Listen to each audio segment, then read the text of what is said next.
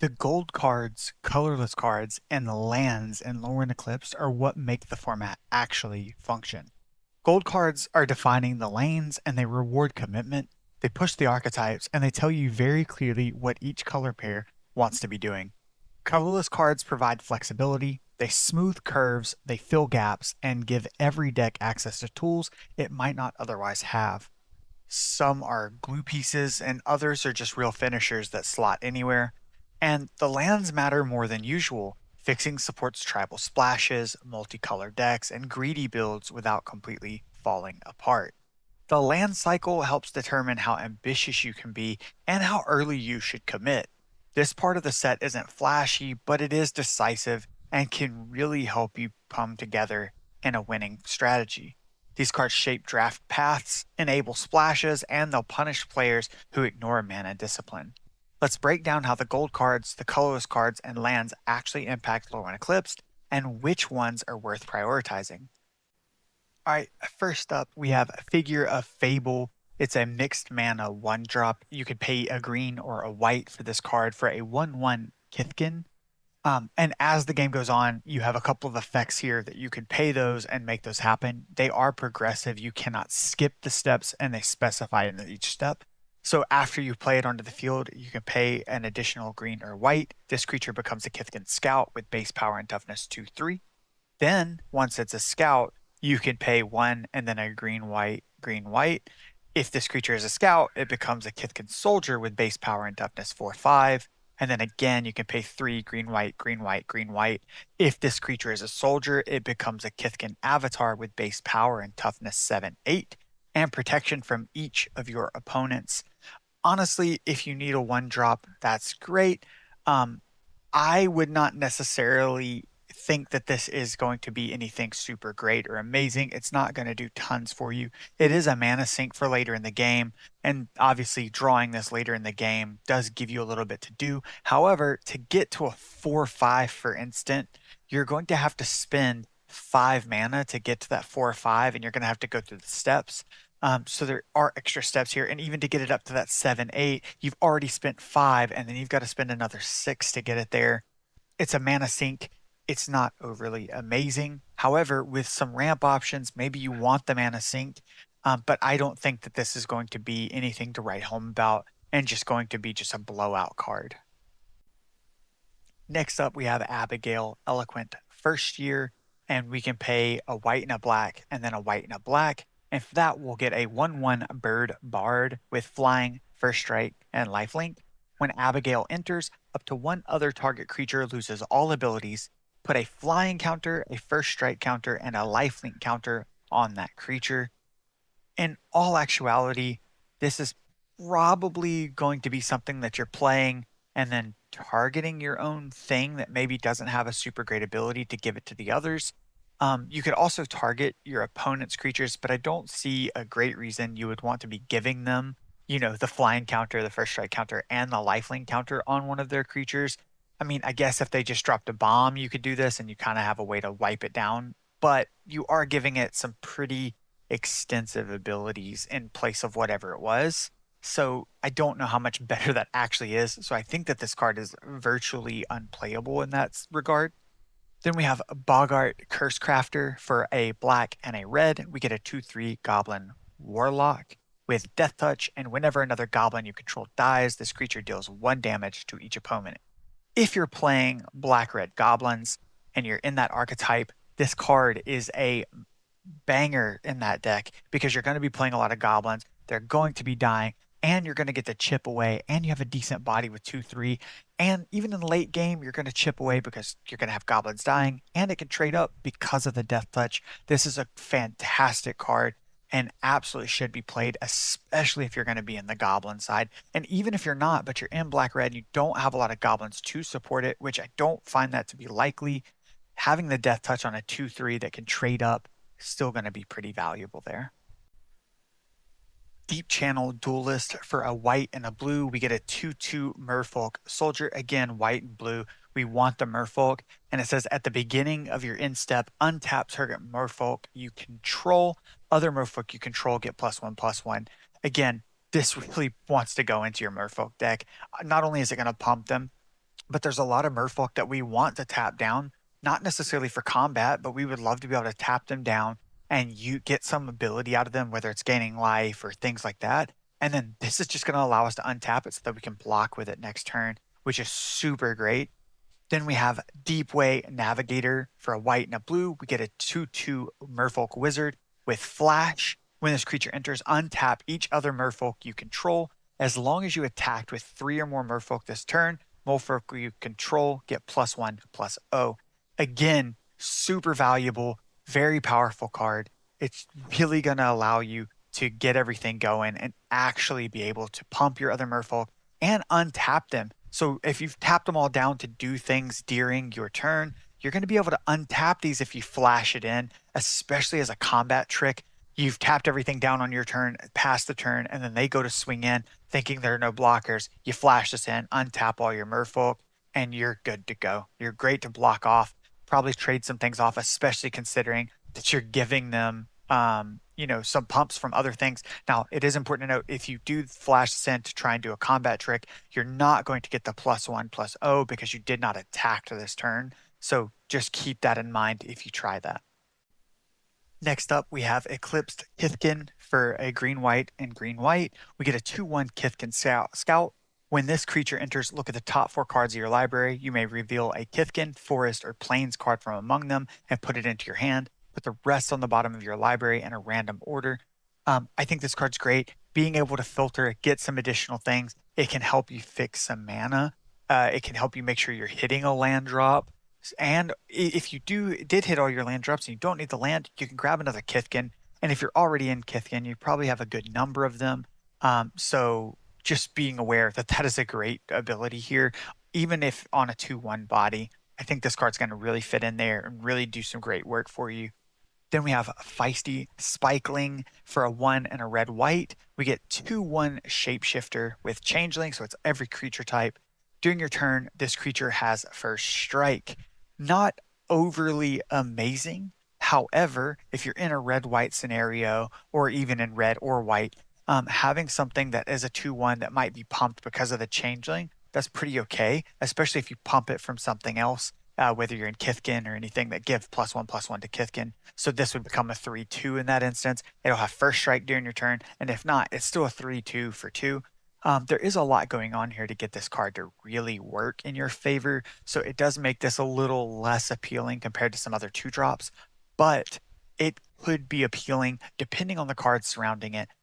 But it does make me heavily lean a little bit towards potentially not playing this because it does rely so heavy on other things being, available to you for this to be actually good.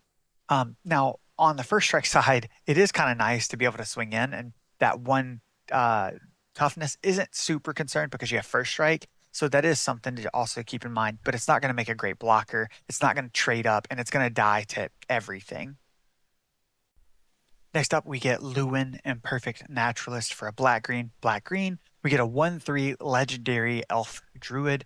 When Lewin enters, mill 4 cards, then you may put a creature or land card from among the milled cards on top of your library. Great way to filter, especially considering elves. We care about some elves being in the graveyard in a few of the cards because we can do things based on the number of elves that are in the graveyard and on the battlefield. And then we get a 2 and then we can pay 3 black green in any color combination there. We can tap this and then discard a land card, create a 1/1 black and green worm creature token for each land card in your graveyard. Again, this is one of the few cards that we care about the lands that are in there with the elves. However, with some of the mill cards that we're getting from elves, chances are we're going to have a few here. So we're going to be able to get a couple of bodies here, as well as some of the effects of having elves in there. And we're also going to be able to put a creature card back on top so we can help ourselves actually draw a card we really want. So I do like this card, and I think it really is going with what you're wanting to do with elves. We have Mischievous Sneakling for 1 and then a blue or a black. We get a 2/2 Shapeshifter with Changeling, and it has Flash. I think that this is a pretty solid card. Again, it fits in a lot of boxes that you could potentially do it. You could do it in blue-black. You could do it with black. You could do it with blue. And having Flash and Changeling makes this honestly a little bit better because of the fact that it is every creature type. So you're really going to be able to fit in wherever you need to with any pumps or anything that requires you to have something. So having a fairy or having a goblin, and then having flash, you can use it as a combat trick. So it is a pretty versatile card. I like it. I don't think it's going to be the best 2-drop you could get, but if you're really needing some 2-drops, this is a pretty decent 2-drop to have to rely on. All right, and we got Tam, Mindful First Year for 1 and a green blue. We get a 2/2 legendary Gorgon Wizard. Each other creature you control has hexproof from each of its colors, and you can tap. Target creature you control becomes all colors until end of turn. Really solid. The being able to protect yourself from any mirror matchups or any cards that just happen to be in your opponent's deck that also are the colors that you have is great. Being able to tap this and give like a bomb of yours protection from everything essentially is amazing and really can shift a game, especially if this just happens to be a late drop. So honestly, pulling this late in the game, playing this and having a bomb on the field, I don't think you're going to feel too bad about being able to just tap this each turn and just protect your creature for the turn. Now, it won't protect you on their turn unless you tap it on their turn. So it is something that you can kind of leave it up as an instant speed kind of response to things.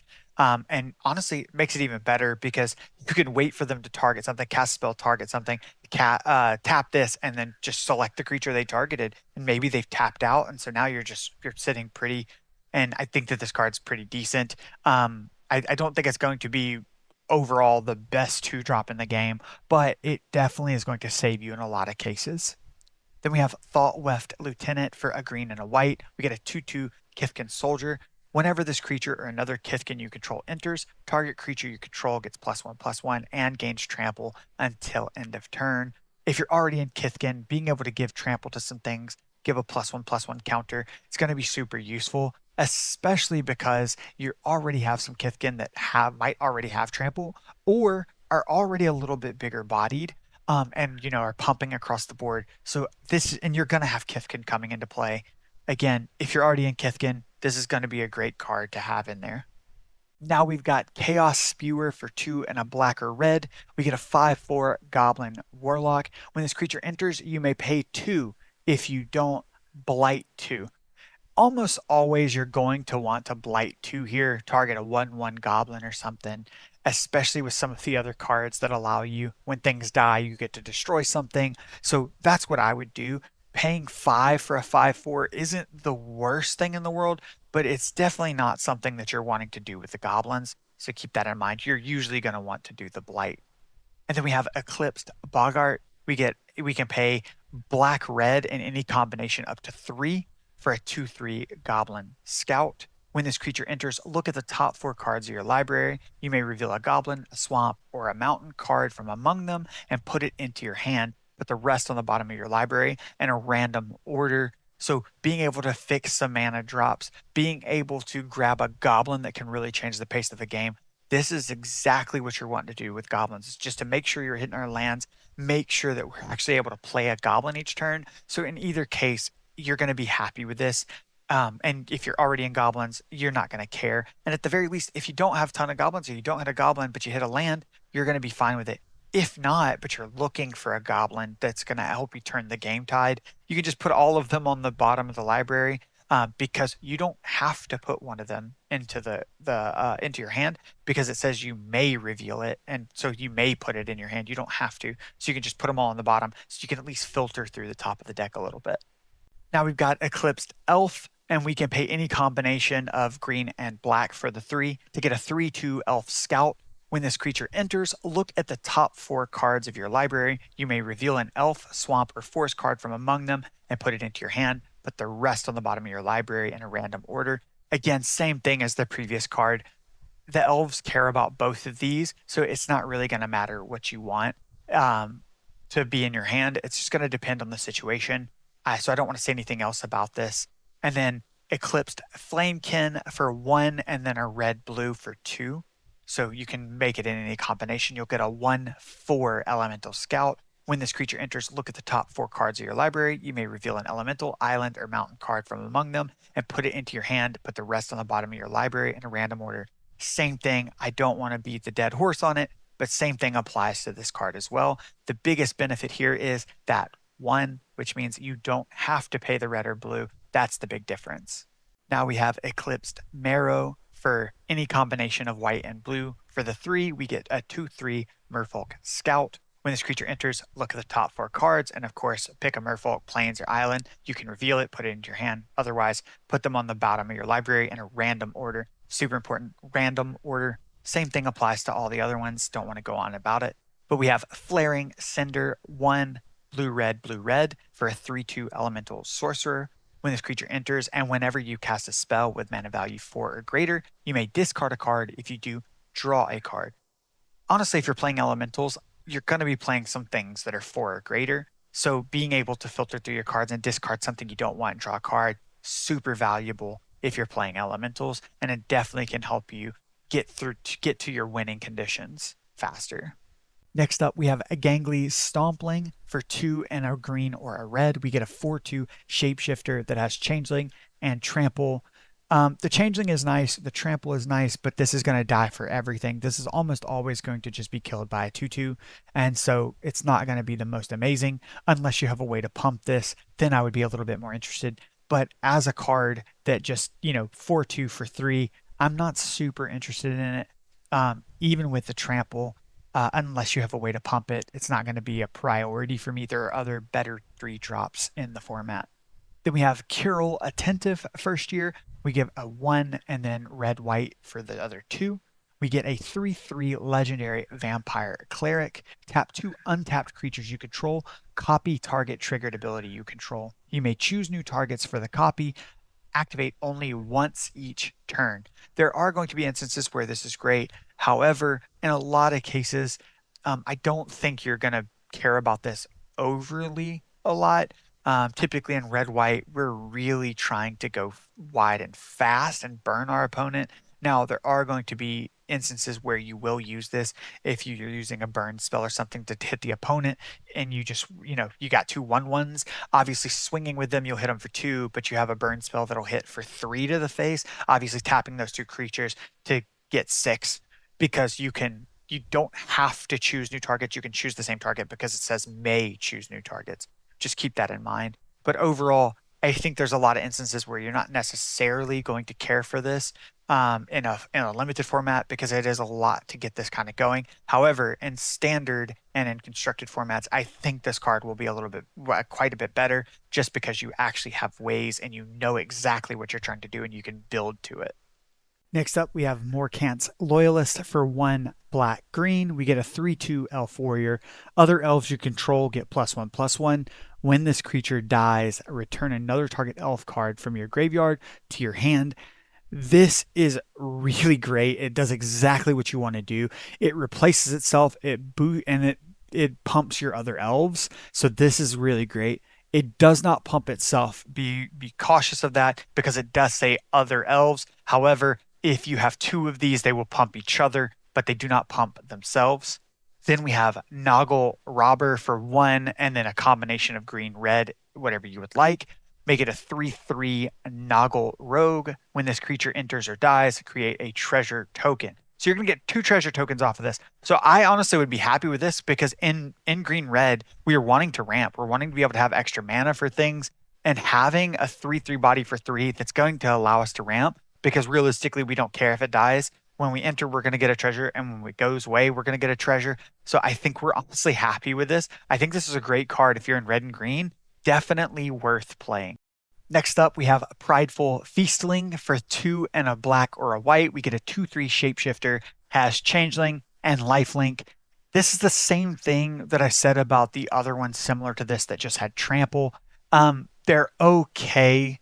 It's an okay 3-drop, but it's not to die for. It's not going to take out a decent card in your colors, but it is an okay card for sure. It's going to allow you to gain some life. And because of the Changeling in a green or a black or a white deck, you're going to be able to gain some life and potentially be able to pump this. So it is something to consider, but it's not overwhelming. It's not the best card in the world. Then we have Shadow Urchin for 2 and then a black or a red. We get a 3/4 Oofe. I don't know how to say it, so, that's what I'm going to say it. An oof. When this creature attacks, blight 1. Whenever a creature you control with 1 or more counters on it dies, exile that many cards from the top of your library until your next end step. You may play those cards. Again, we care about blight, so having to be able to blight things so that we can get this ability off of it will really allow us to filter through and just have a collection of cards to be able to play things. It will help us just, you know, exemplify how many cards are in our hand, quote unquote, even though they're not, they're exiled. But we're going to be able to get more cards in front of us and be able to choose a better path. Think about this as more of just increasing your field of vision as you're going through the deck. I think that's the best way to think of this card. Voracious Tome Skimmer. We can pay any combination of blue and black to get a 2/3 fairy rogue with flying. Whenever you cast a spell during an opponent's turn, you may pay 1 life. If you do, draw a card. This is going to be really great, honestly, because a lot of times, a lot of the fairies, if you have a bunch of them, they have flash. So being able to cast things in your opponent's turn is not a big deal. And the paying 1 life when you have a bunch of flyers, so you're going to be chipping away at your opponent most of the time because there's not tons of ways for them to block unless they have flyers. Paying the 1 life is going to be worth it to draw a card in a lot of instances because you're doing it on their turn. So you're getting to go into your next turn, essentially another card up, which is super valuable in my opinion. As a 2/3, it's pretty on rate, right? A 2/3 flyer for 3. I'm not opposed to it. It is a little bit below what I would like.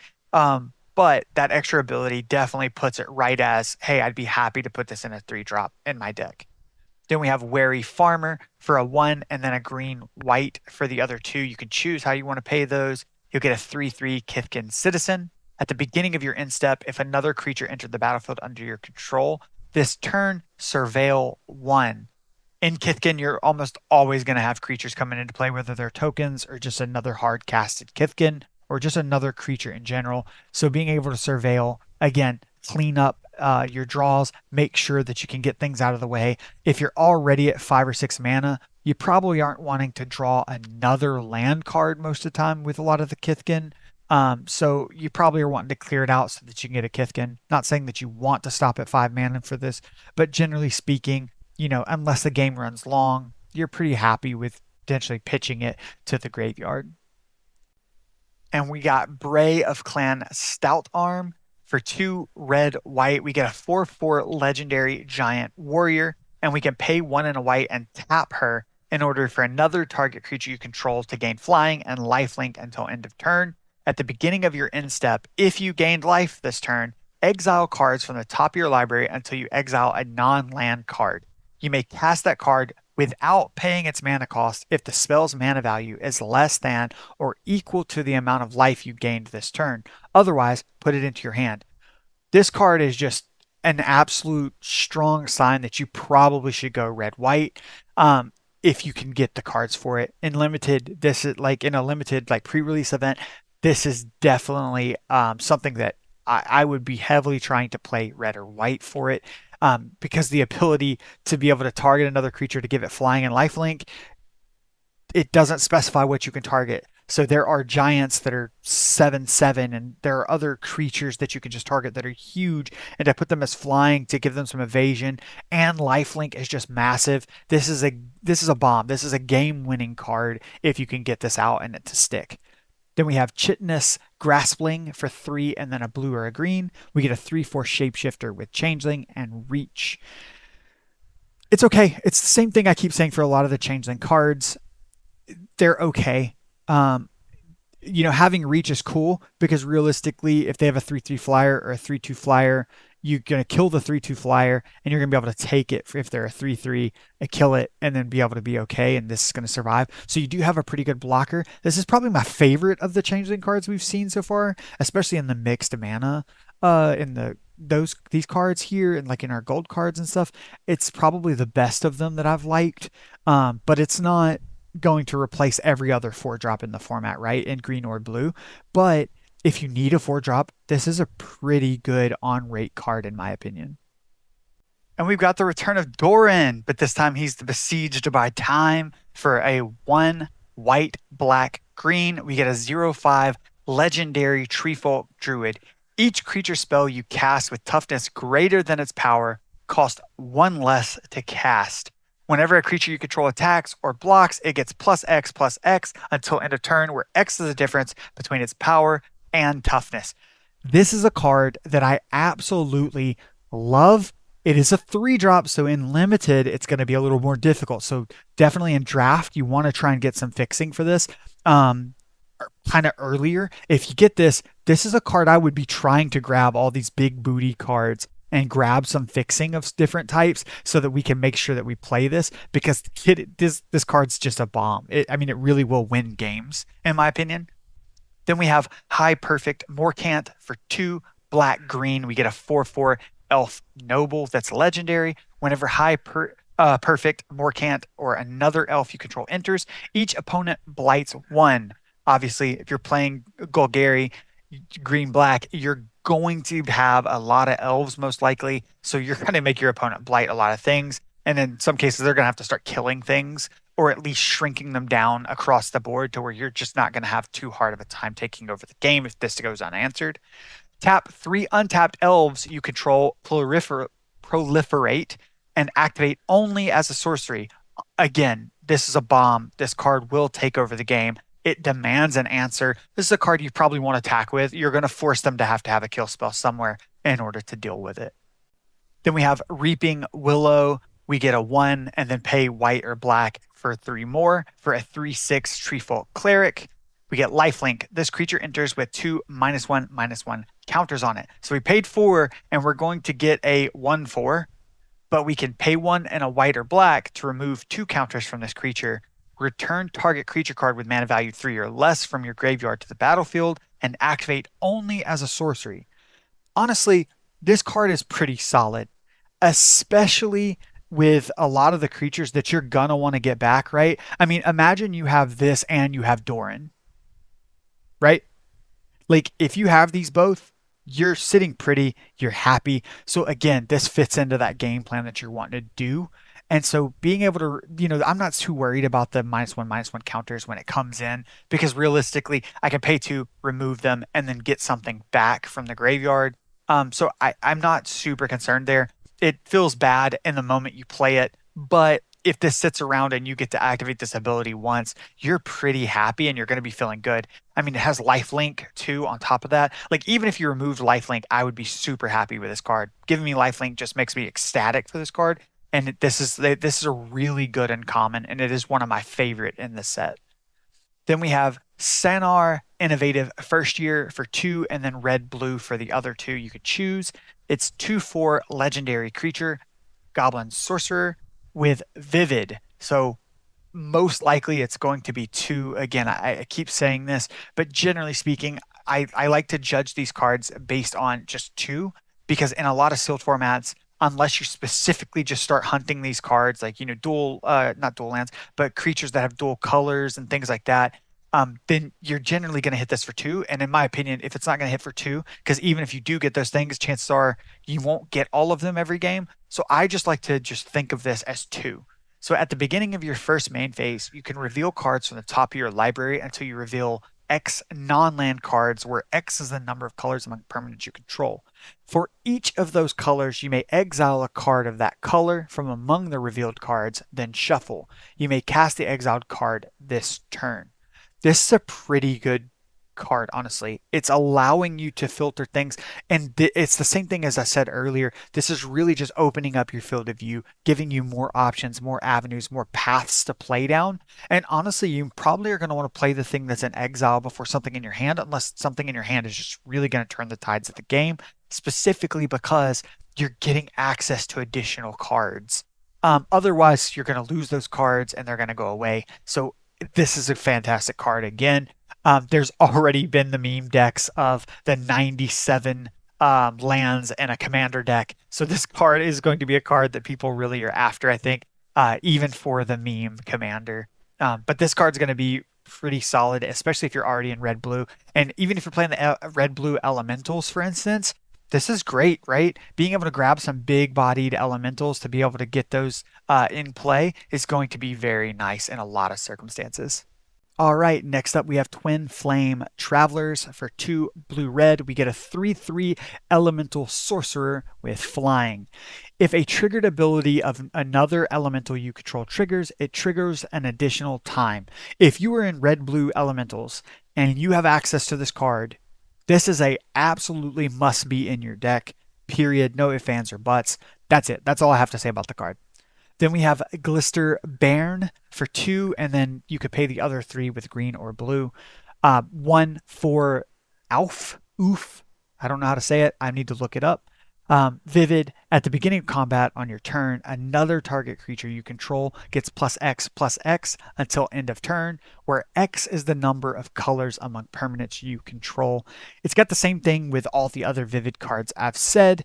It's okay, but I'm not overly happy with this, to be honest, because at the beginning of your combat, you have to choose it. And yeah, this is just not playable, in my opinion. It's pretty much unplayable. This is a card that I'm probably going to do my best not to play.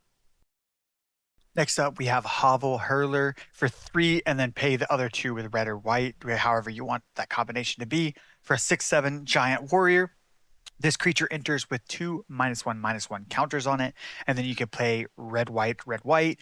To remove a counter from this creature, another target creature you control gets +1/+0 and gains flying until end of turn. Activate only as a sorcery. Honestly, if you're in red, white, this is another really solid uncommon, and it's really going to do some work for you if you can make it to the late game. That's the big thing here, is that you have to get to the late game. There are ways for us to help get here a little bit, but it is going to be a little bit harder, especially in constructed. I think this card's more playable and limited, but I am very well hoping that someone can prove me wrong. I have a love for Boros, because my first standard deck ever was red white humans, so huge love. And then we have Marlin Fey Ascendant for 2 black, green, blue. We get a 4/5 legendary elf fairy noble with flying, and whenever Marlin or another elf or fairy you control enters, exile the top 2 cards of target opponent's library. Once each turn, you may cast a spell with mana value less than or equal to the number of elves and fairies you control from among cards exiled with Marlin this turn without paying its mana cost. Honestly, this is a card that could be worth splashing for it, if you have one of them. Either way, if you're in Demir with fairies or if you're in Golgari with elves, it's worth potentially splashing for that last color with 1 or 2 sources, or trying to pick up some fixing to get to it. This card's honestly very good, and I think is going to be really good in some of the standard and constructed formats. But I still see that it could have some success in limited, barring you can get some sort of fixing for this, because it could be a dead draw if you try to play like 1 land splash for this and then you never draw it and you don't have any fixing. So in those cases, I wouldn't play it. But if I can get some fixing and add 1 or 2 basic lands, especially in green, you have plenty of ways to be able to go find certain lands and things. So definitely worth considering. We have Marrow Sky Swimmer for 3, and then blue white for 2 additional mana. It's 2/2 Merfolk Soldier with Convoke, which, because we haven't talked about it yet, this video means that you can tap your creatures to pay for this, and they can also pay for the colors by paying for with 1 mana of their creature's color. So it has flying and vigilance. When this creature enters, create a 1/1 white and blue Merfolk treasure or creature token. I'm not interested in this, to be honest. It's not really something that I would want to play. There's definitely situations where it could be worth it, but in most cases, I'm just not really going to play this. I'm going to move on and just let it be. Next up, we have Stoic Grove Guide for 4, and then a green or black for a 5/4 elf druid that has pay 1 and then green or black. Exile this card from your graveyard, create a 2/2 black and green elf creature token, activate only as a sorcery. It's okay. This is not an incredible card. Again, 5 for a 5/4. Not super excited about that.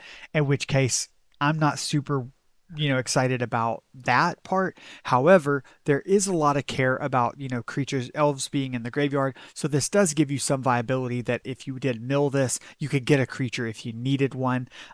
but I think that there are just better 5 drops you want to play. It is playable, but it's not incredible. And then we have Vibrance for 3, and then you could pay green and red to pay the other 2 for a 4/4 Elemental Incarnation.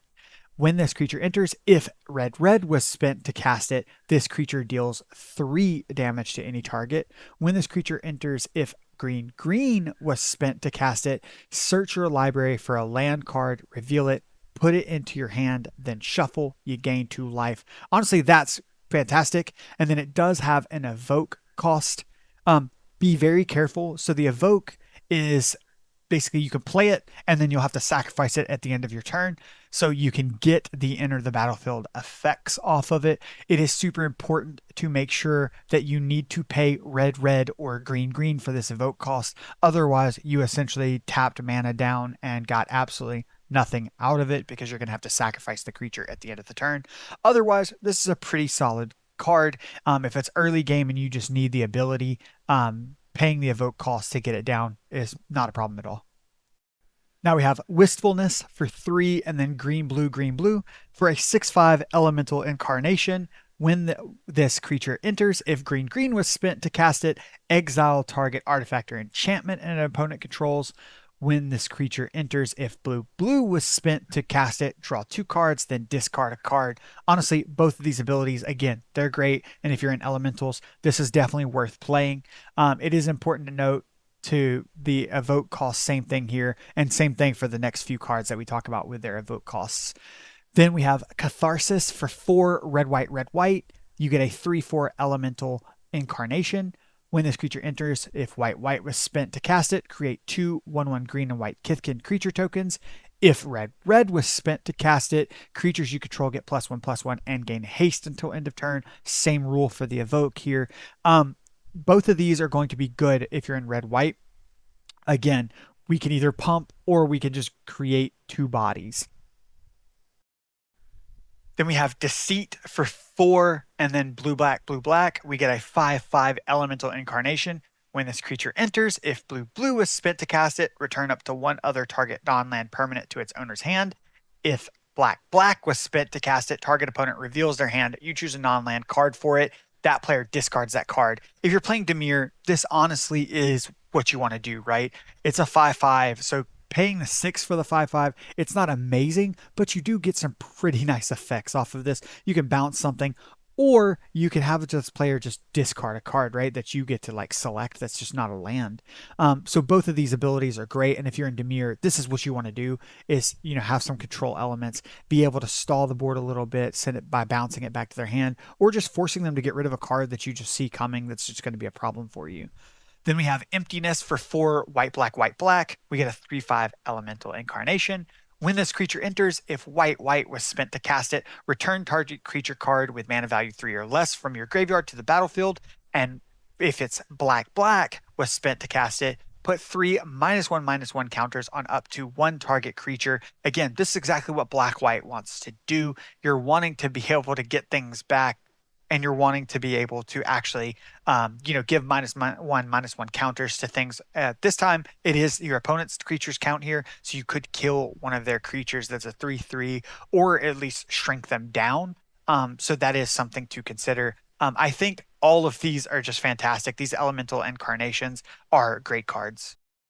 Then we have Dream Harvest for 5 blue-black for a sorcery. Each opponent exiles cards from the top of their library until they have exiled cards with total mana value 5 or greater this way. Until end of turn, you may cast cards exiled this way without paying their mana costs. If you're in Dimir and you can get to this late in the game, this card will be good in my opinion. The problem will be, I don't know if you're actually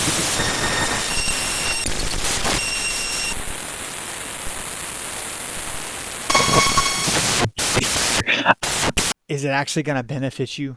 I don't know. I think that if you can cast this, though, you're going to wreak havoc on them, especially because you don't have to pay the mana cost. So if you can get to this card is going to be good. Next up, we're going to get into the command cards. So there are a couple of these. We have Bridget's Command, and it is a kindred sorcery with Kithkin. choose 2 of these, and all of the command cards will be choose 2. Create a token that's a copy of target Kithkin you control. Target player creates a 1/1 green and white Kithkin creature token. Target creature you control gets +3/+3 until end of turn, and target creature you control fights target creature an opponent controls. And then we have Sig's command, and we get to choose 2 of these as well. And it's a kindred sorcery merfolk for 1 white blue, and we get to choose 2. Create a token that's a copy of target merfolk you control. Creatures target player controls gain lifelink until end of turn. Target player draws a card. Target creature put a stun counter on it, and you tap it as well.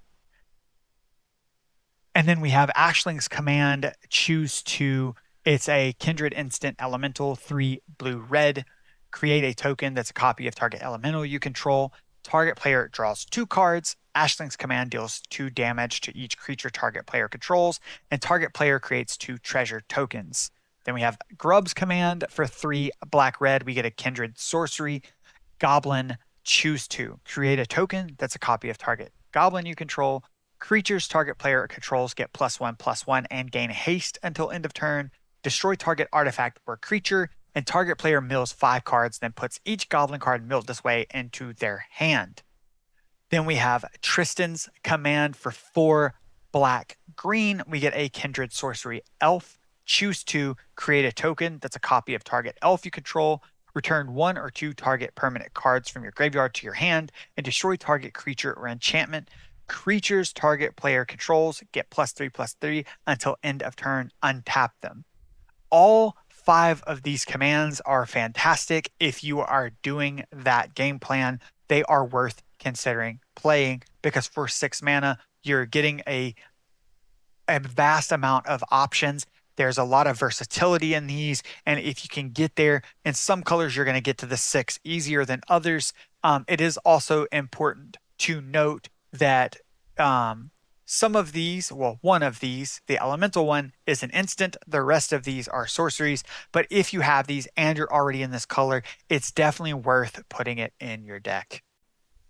Next up, we have Raiding Schemes, which is 3 red green for an enchantment. Each non-creature spell you cast has Conspire. As you cast a non-creature spell, you may tap 2 untapped creatures you control that share a color with it. When you do, copy it, and you may choose new targets for the copy. A copy of a permanent spell becomes a token. This is pretty good, honestly. You're able to actually target things and create duplicates of creatures. So if you have extra creatures, which you probably will in some instances, being able to copy your spells, whether they're some burn spells or they're, gaining you extra lands out of your deck, super valuable here. I think this card is going to be very good and constructed. And limited, it is limited a little bit in terms of what all someone's going to be able to do. However, I think the card will still be decent and is worth considering running, especially if you're in red green. I would potentially, if you're not running a lot of instants and sorceries, I would consider that this not be something that you're playing, mainly because it's not the most amazing. Now you can obviously use tokens and create creature tokens with this, but it's something to consider that it might not be the best if you're not being able to use full accessibility of the card. All right, let's get into some artifacts. We have Dawn Blessed Pennant for 1. It's an artifact. As this artifact enters, choose elemental, elf, fairy, giant, goblin, kithkin, merfolk, or treefolk. Whenever a permanent you control of the chosen type enters, you gain 1 life. You can pay 2 and tap this artifact, sacrifice this artifact, return target card of the chosen type from your graveyard to your hand. Honestly, in a lot of these cases, being able to gain that life, especially off of like Kithkin and goblins that just create a lot of these tokens, you're going to be very happy with these. Fairy as well. And then we have Springleaf Drum for 1. We can tap it, tap an untapped creature you control, add 1 mana of any color. This is a great card if you're going to splash for some of the 3 colored gold cards. This is a great way to have some mana fixing available to you. So it is a card to consider, especially if you're wanting to like tap into a 3rd color. Definitely something that you could consider. Next up, we have Foraging Wickermaw for 2. we get a 1/3 artifact creature, Scarecrow. When this creature enters Surveil 1, look at the top card of your library, you may put it into your graveyard. And you can pay 1, add 1 mana of any color. This creature becomes that color until end of turn, activate only once each turn. So this is one of those cards that you can pay the 1 and be able to set it to a different color to get a better effect off of Vivid. So if you're really trying to lean into that Vivid archetype and be able to make really good use of it, and you can grab this, this is one of those ways that you can boost that number from 2 to 3. So it is something to think about in terms of that. And even more so being able to cast things that are 3 colors, a splash card or anything, being able to tap an extra mana of one you already have to add another color in order to cast something else is also super useful. And again, this thing becoming that color helps boost up the number of colors in a permanent for that turn. You can only activate it once per turn, but it does help boost some of your Vivid throughout the game. We got Puka's Eye for 2. When this artifact enters, draw a card, then choose a color. This artifact becomes the chosen color. 3, tap, draw a card. Activate only if there are 5 colors among permanents you control. Honestly, these artifacts are really going to help with Vivid. I keep saying it. It also can help, like this card, the ability to be able to draw the card is not super easy to get to in a limited format, but in standard, I think people are going to break this for sure. But in as far as limited is concerned, this artifact becoming the color that you want it to be, because you can just add it, right? When you enter this card, you just give it a color. So you can name a color that is anything, right? Because you're not tapping this for mana at any point. It just, this artifact becomes that color. So you just permanently have an additional color on the battlefield. Then we have Stalactite Dagger for 2. It's an equipment. When this equipment enters, create a 1/1 colorless shapeshifter creature token with Changeling. An equipped creature gets +1/+1 and is all creature types. And we can equip it for 2. Again, I'm not the biggest fan of equipments, but equipments can be very useful, especially when you care about creature types. So being able to attach this to a creature that doesn't match, in a green-white Kithkin deck, for instance, and you play a goblin, but you really would like it to get a +1/+1 from your Kithkin pump, you can give it this, it'll get a +1/+1 from this. And since it's all creature types now, it will also get the pump from the Kithkin. And it's also super important that that shapeshifter creature token will also get the pump from the Kithkin. So I do see this being a pretty solid card considering its abilities. Next up, we have Changeling Wayfinder for 3. We get a 1/2 shapeshifter with Changeling. When this creature enters, you may search your library for a basic land card, reveal it, put it into your hand, then shuffle. Honestly, if you're going this route and you're using these colorless cards, the artifacts and stuff to be able to boost so that you can get the maximum effect out of Vivid, it's super useful. But this is like the only way really that you're going to get this in like a limited format. Again, most of the time Vivid's going to stay 2, or at least assume it as a 2, unless you have these cards. And also paying 3 to be able to go and get a basic land card to make sure that you're hitting your land drops, super solid, because you can put this into your hand and then put that card into your hand and then be able to play it so that you could stay on curve as you go. Then we have Furdok's Core for 3. We get a Kindred Artifact Shapeshifter with Changeling.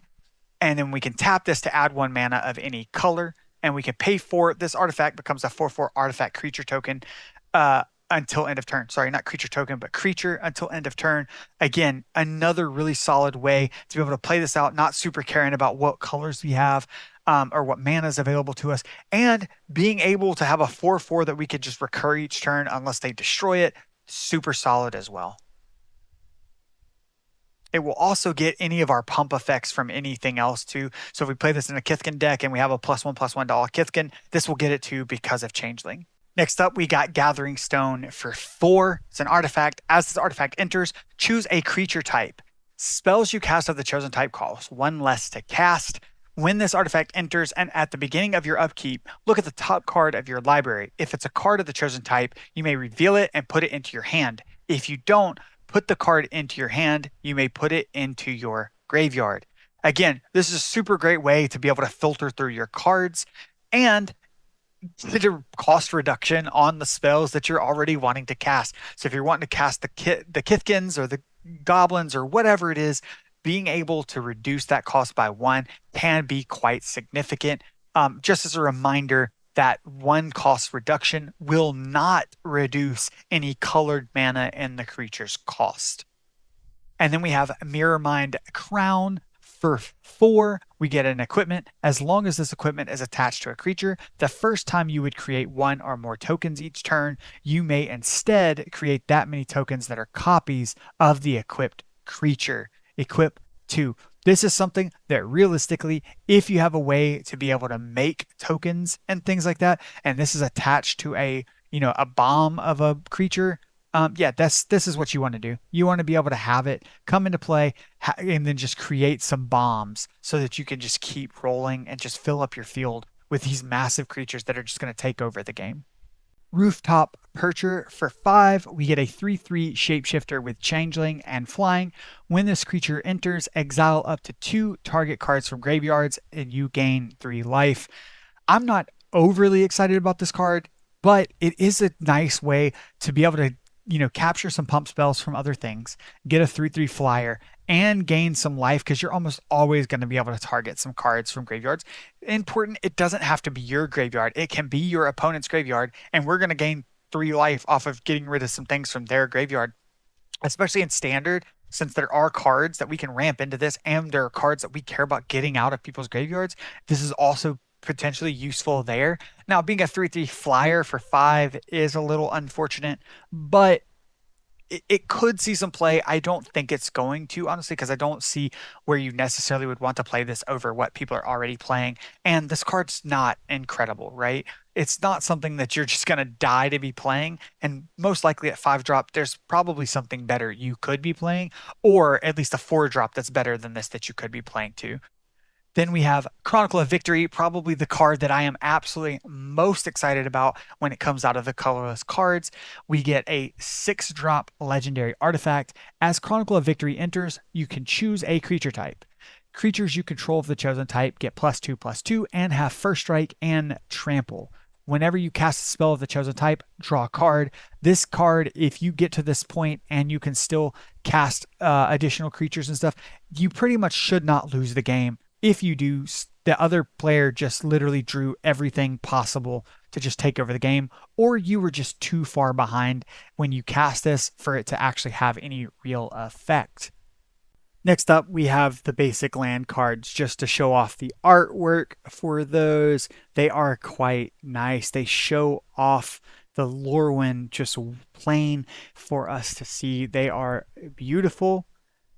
Then we get a couple of really cool lands that will help us do different things. We have Eclipsed Realms. As this land enters, you can choose Elemental, Elf, Fairy, Giant, Goblin, Kithkin, Merfolk, or Treefolk, and this will tap for colorless, but it will tap and add 1 mana of any color if you spend that mana only to cast a spell of the chosen type or activate an ability of a source of the chosen type. So it's a good way for us to, if we know we have tons and tons of things in that tribe, then we're able to cast that by using this as well. It will not tap for colored for something that is not that type, but it is also important to note that it can tap for like some of the kindred sorceries and spells and things because they have the type that you would select if you selected like Kithkin or Elf or anything like that. So do be aware that if you chose like Scout or Warlock or anything like that for any reason, it's only going to do it for those, and you're going to lose out on some of the sorceries and instants that you could get with this. And then obviously, we all know what Evolving Wilds is. You can play this, tap it, sacrifice the land, and search your library for a basic land card, put it onto the battlefield tapped, and then shuffle your deck. And then, of course, the cards that everybody is probably the most excited about, we are getting our shock lands back. We're getting the other 5 back in standard, which is amazing. So we're getting Hallowed Fountain, Steam Vents, Blood Crypt, Overgrown Tomb, and Temple Garden. So we're being able to get all these dual lands in standard at once. So we will have all 10 shock lands. So we are all going to do really cool things, and I can't wait to see the insanity that everybody does in Constructed, at least in Standard, because in other formats, for the most part, these have been available. The gold cards, colorless cards, and the lands in Lorwyn's Eclipse quietly decide a lot of games depending on your deck. Gold cards point you in a direction and they reward commitment to these color pairs and they make the archetypes quite clear. When you take one early, you're choosing a lane and you're getting paid for it if you stay disciplined and those cards are available to you. Colorless cards add flexibility, they help smooth curves, they fill gaps, and give every deck access to tools it might be missing. Some are role players and some are finishers, but all of them matter more than they look at first glance. While they might not be as powerful as their, colored counterparts, they still can help fix a lot of issues and can help bolster Vivid. The lands hold everything together. Fixing determines how ambitious your deck can be and how clean your draws are, and whether splashes are realistic or just wishful thinking. So, ignoring the land cycle is one of the fastest ways to lose games in this format, especially if you're wanting to tap in to a third color in Limited. None of these cards win on their own for sure, but together they decide consistency, direction, and can set the ceiling. If your deck feels smooth, focused, and able to cast its spells on time, that's probably the gold cards, the colors cards, and lands doing their job in Lorwyn Eclipsed.